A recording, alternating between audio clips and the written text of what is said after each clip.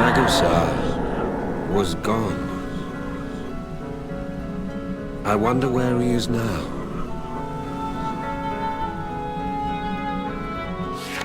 After Ilisibra's sacrifice, he absorbed her memories and saw himself detached from all he had been. He had possessed the twin gifts of clairvoyance and eternal life. Magusa was gone. I wonder where he is now. After Ilisibra's sacrifice, he absorbed her memories and saw himself detached from all he had been. He told me that there had once lived a man named Magusa. He had possessed the twin gifts of clairvoyance and eternal life. Ilisibra's memories revealed an incredulous past. My partner finished revealing the truth to me, then left. Now, I was on his trail. I had one final thing I wished to share with him.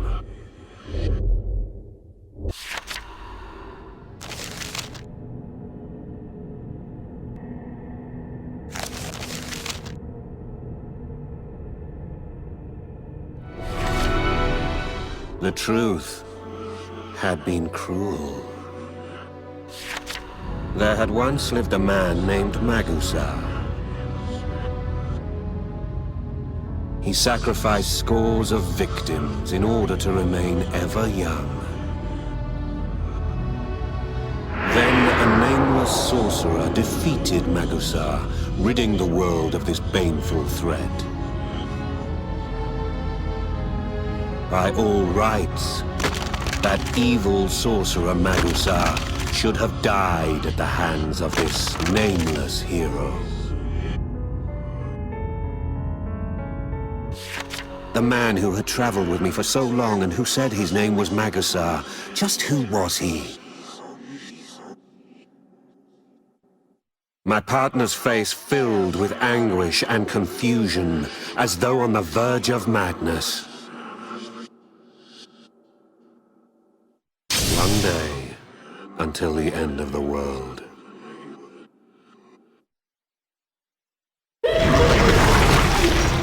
At the time of this writing, the world was starting to show signs. It was the beginning of the end. And it was linked to the man who had disappeared. You are not far from the truth now.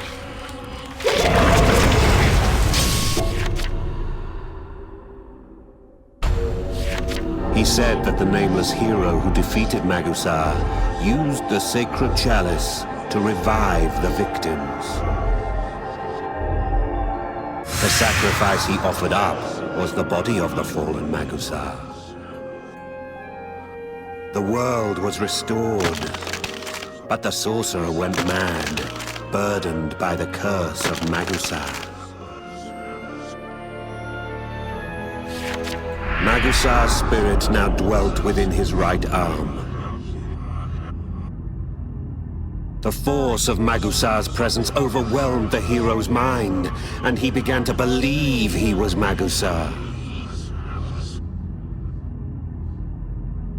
The former Magusa had affected his body, granting him eternal life.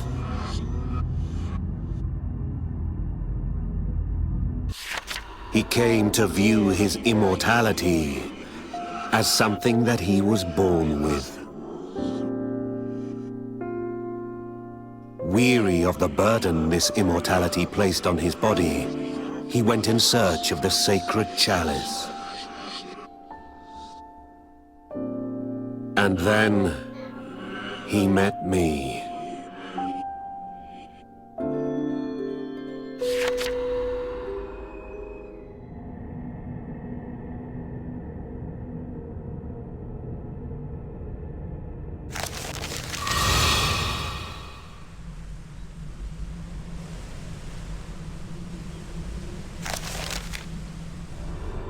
From the beginning, he called himself Magusa. He really believed that this was his name. But he was not Magusa. He was a nameless sorcerer condemned to live Magusa's life. Illicebra had been right all along. Now that I think about it, she had never even referred to him by name. She had been his true partner. She had been his partner long before he came to believe he was Magusa. As my partner related the truth to me, what pained him most was when he spoke of Illicebra.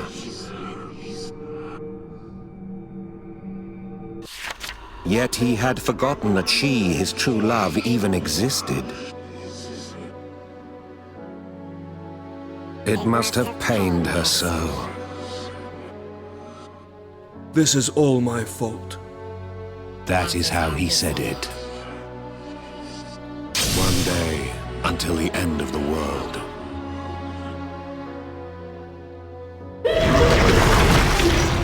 Are you shocked? He was not Magusa in the first place. He thought that he was misled by the effects of the sacrifice. Who would not lose their mind learning such a thing?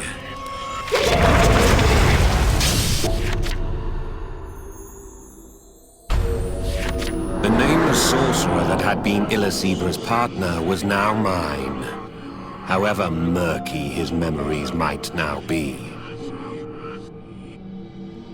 Our encounter, our journey, none of it happened by chance. It was all linked to a history, a bond that traced back to the past. Sortiara, now part of my arm, had inherited every last bit of Illicebra.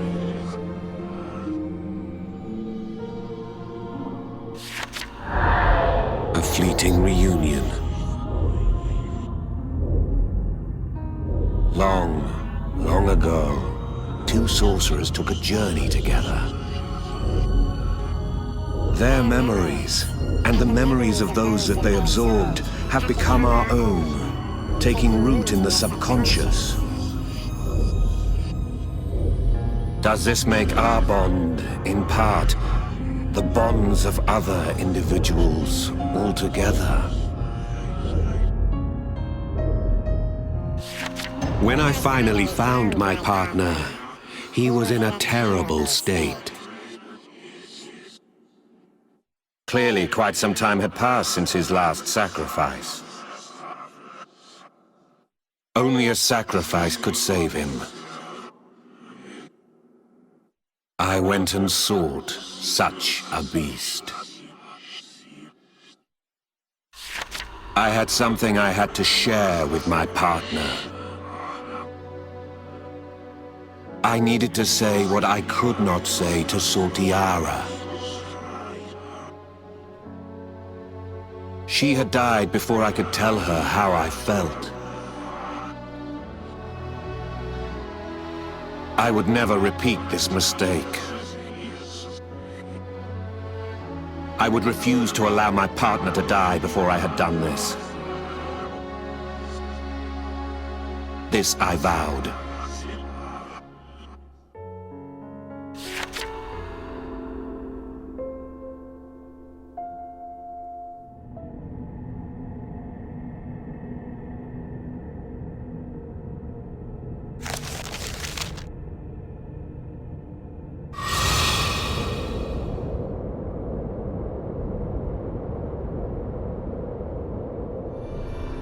I carried my aged partner to where the dying monster lay. Although he was fading in and out of consciousness, I forced him to share in the sacrifice. When he came to, he said, Leave me alone. I no longer know who I am. The life I have led, who did it belong to? Magosar? The nameless sorcerer who slayed him? Or did it belong to another? I no longer remember my real name. It was a cry for help. But I answered. So what? I had to say it. Words I could not tell Sortiara. And so, I faced my beloved partner and screamed. I don't know. I don't know if you're Magosar, and I don't care. If you want to know who you are, then I'll tell you.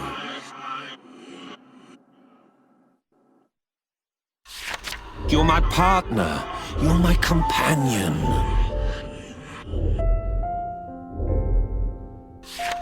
Not the memories of the nameless sorcerer, or of Illicebra, or her offspring.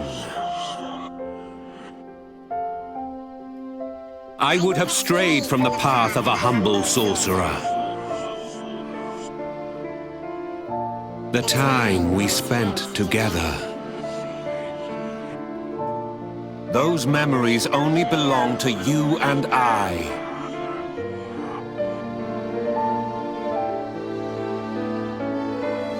The silence continued, and then I heard him mutter something. Thank you. I spilled my emotions to him. And then it began.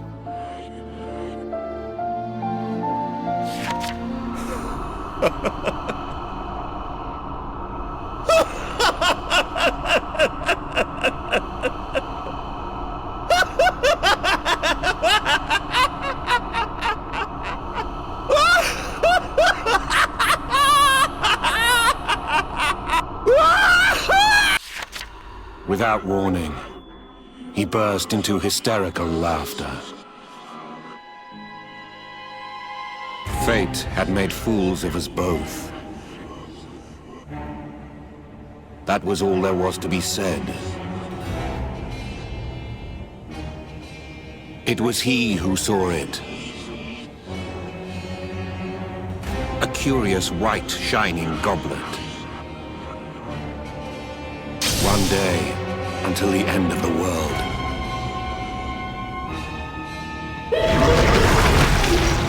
Thoughts were shared, and our author spoke freely. Their kindred spirits had never lingered so close. What strange and cruel fate that this should trigger the end of this very world.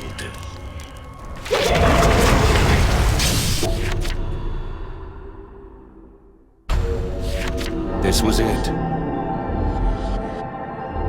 The sacred chalice we had longed to find.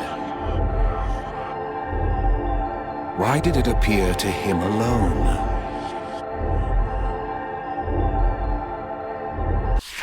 For one's wish to be granted, one must always pay the price. This was all that was required to obtain the chalice. It was simpler than we'd thought. If you can just satisfy that one condition, it will appear to you. It must have been the aura around the legendary artifact. Before we knew it, monsters had closed in.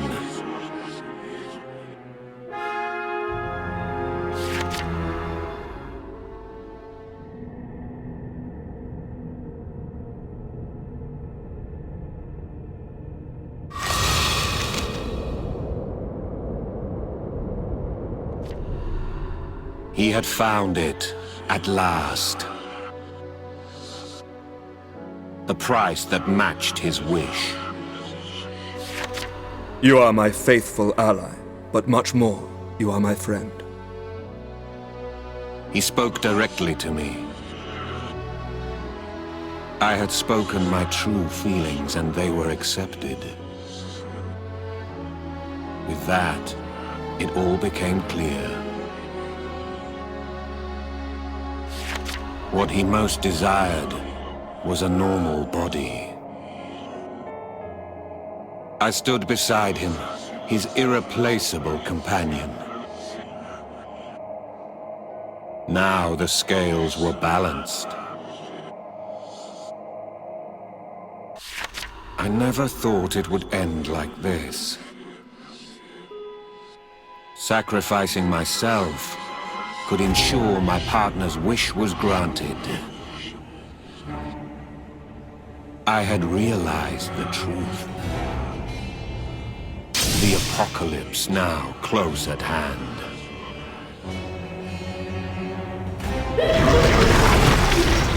No amount of searching led to the sacred chalice. It only appeared before those who met certain conditions. As if the sacred chalice had a will of its own. Go on. You've almost reached the end.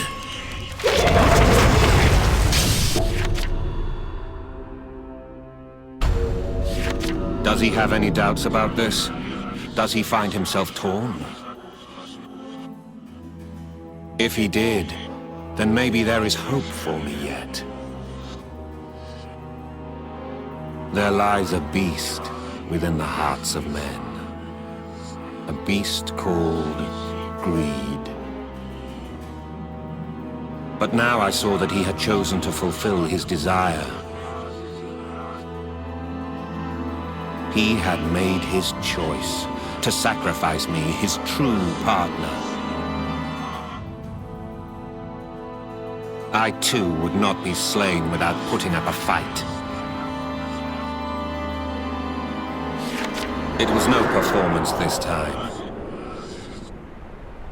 This time, a fight to the death. Just like it was with Sortiara. The moment I become close to somebody, I must kill them. How many times will I be forced to go through this?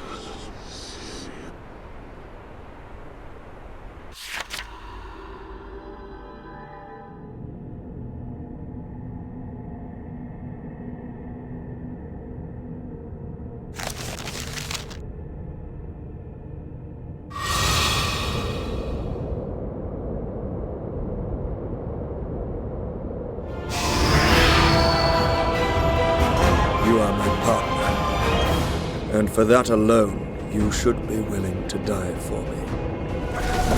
You know exactly what it is that I desire. I never asked for these special powers.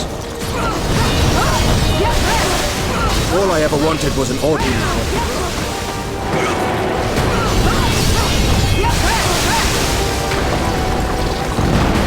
I watched as my friend. It's happening again, just like with Sortiara. The only way to survive is to inflict pain on your own allies.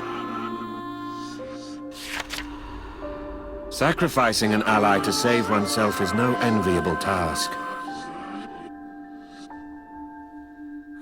This has been on my mind since the day that I sacrificed Sortiara. I face my enervated partner. He stared at me agog. He could not believe what I had said. I had chosen to willingly sacrifice myself.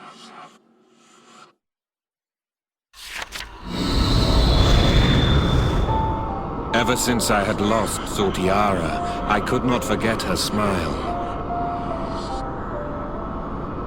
I I hoped that I might find her, despite knowing she would never return. The burden of killing another partner I could not bear. My partner stood up. I signaled him, and he raised his hand to me. The last thing I saw before my world faded to black was my partner's face streaked with tears. And then, the world came to an end.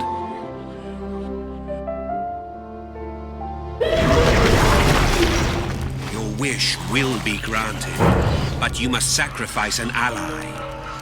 So, what would you do? Well, this is what he did.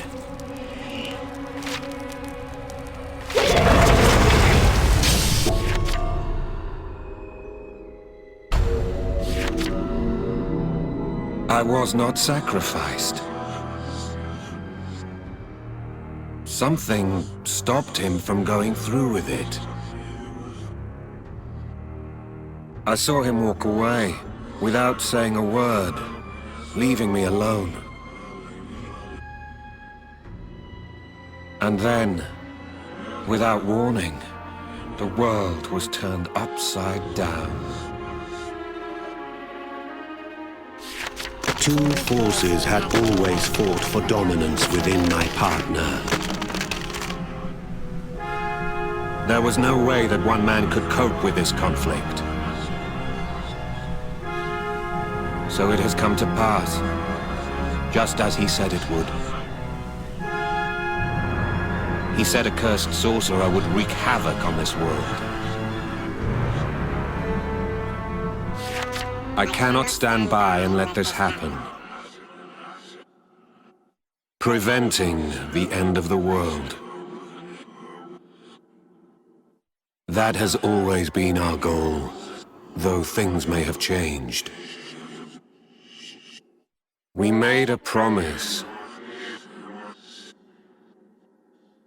I have not forgotten.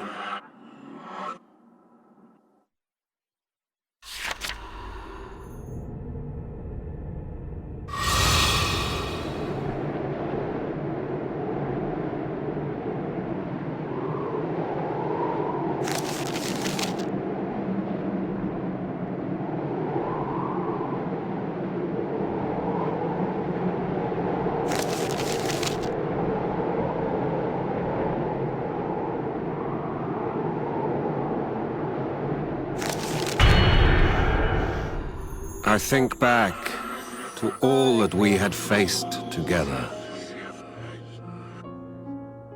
My partner always by my side. Despite the burning lust in my right arm, making me more and more a monster.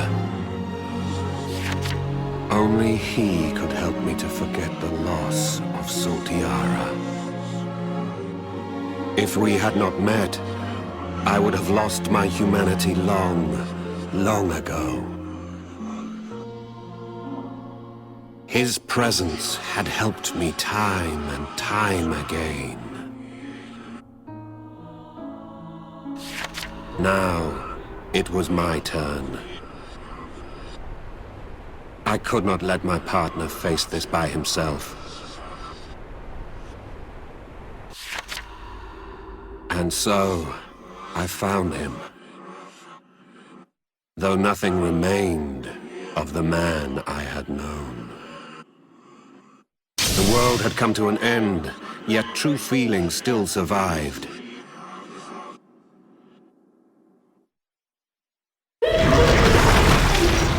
The author of this journal made a decision. The sorcerer's dear partner should not be left alone, human or not.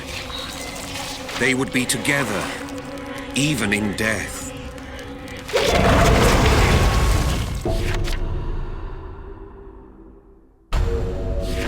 But this was not the partner who had once stood beside me.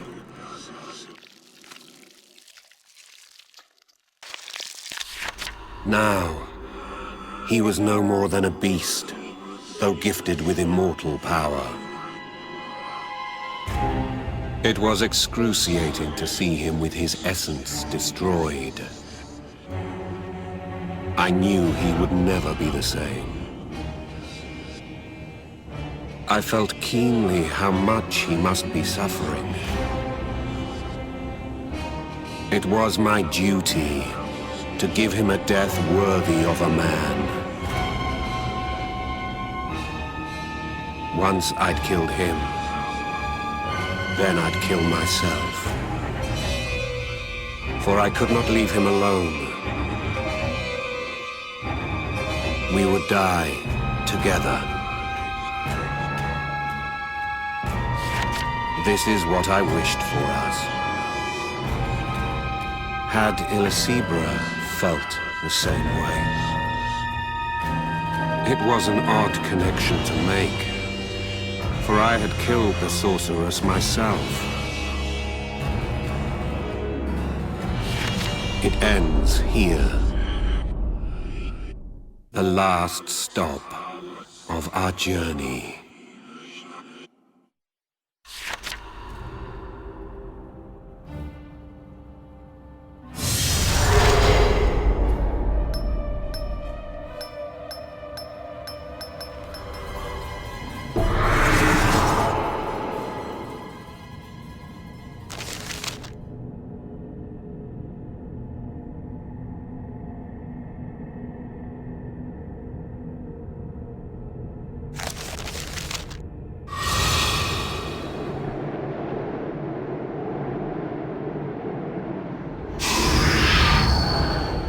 My body no longer obeys me.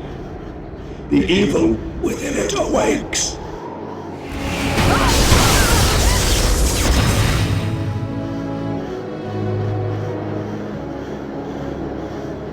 My partner was an immortal beast. And still I chose to battle him. His strength was overwhelming, and my strength was waning. My arms were cut to shreds. My legs were sliced clean off. And yet I refused to yield. But this stubborn tenacity faltered. The monster that had once been my partner glared down on the bloody, bludgeoned mess I had become. Some dim consciousness must have stirred in the beast's mind. He poured some of his blood over me. Was the beast aware that this blood contained powers of eternal life? Through his blood, I had been saved. Why such kindness towards me? As I looked at the beast, I could not help but sense the presence of my former partner. I beg you, don't show me those traces of who you were. I charged headlong at the beast. But it ended the same way. I was torn to pieces, and again it poured its blood over me.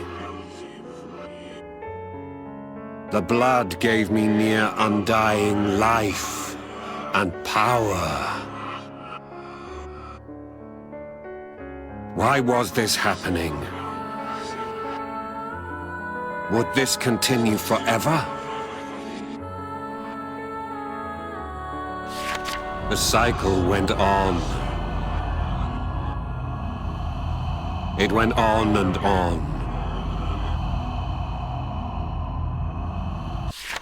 It continued again, over and over, and over and over.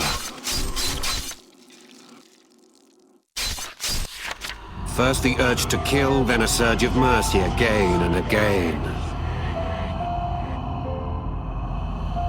On and on it went.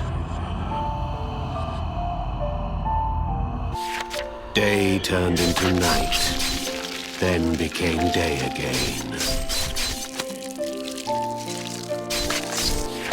Conflicting emotions churned in me, as if my heart might burst. Year after year,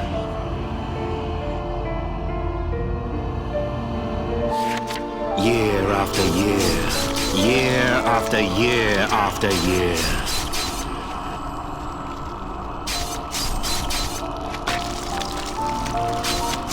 The years blent into one.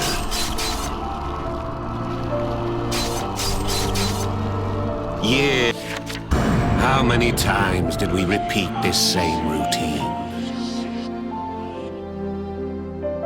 Did the monster still recognize me as his one-time partner?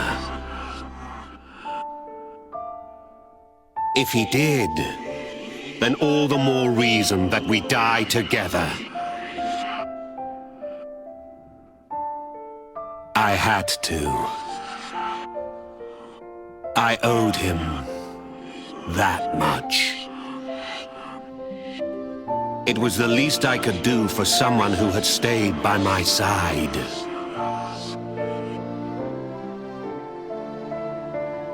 Although the world had ended, still we lived on.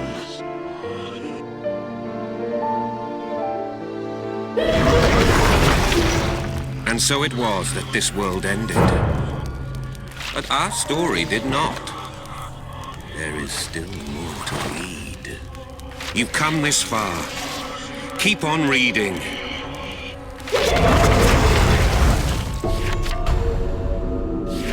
Our battle went on endlessly. I was reduced to a bloody lump of flesh, incapable of movement. But I would not die. Magusar's blood had made me immortal.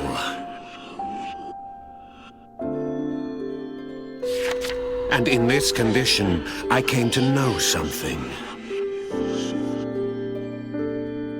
The utter despair of eternal life. Is this how Magusar suffered all this time? And if that is the case, then neither of us deserved to die alone. How could one bear to face eternity alone? At one point, ignoring my motionless, bleeding body, Magusar created magical creatures to serve him. Those creatures roamed the world, claiming people for their master. Magusar sacrificed those poor souls as if it were as normal as a man sitting down to dinner. He had become the master of the world, lord of all he saw.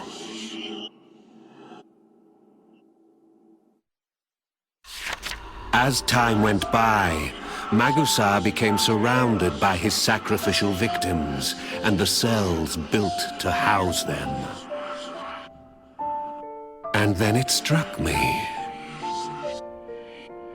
Perhaps hope could be passed to these very victims. Perhaps then they could put an end to this eternity that we share. I wanted to communicate my thoughts to them somehow. To share my memories with them. These thoughts shot through my mind. My body began to transform. I took on a form more suited to transmitting my memories.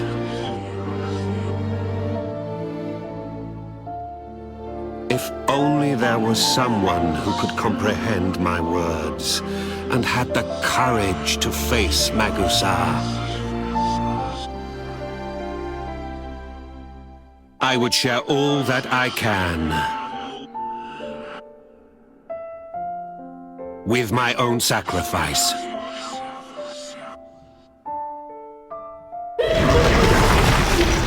The world had ended, but this sorcerer still clung to life. But to what end? Go ahead, read the postscript.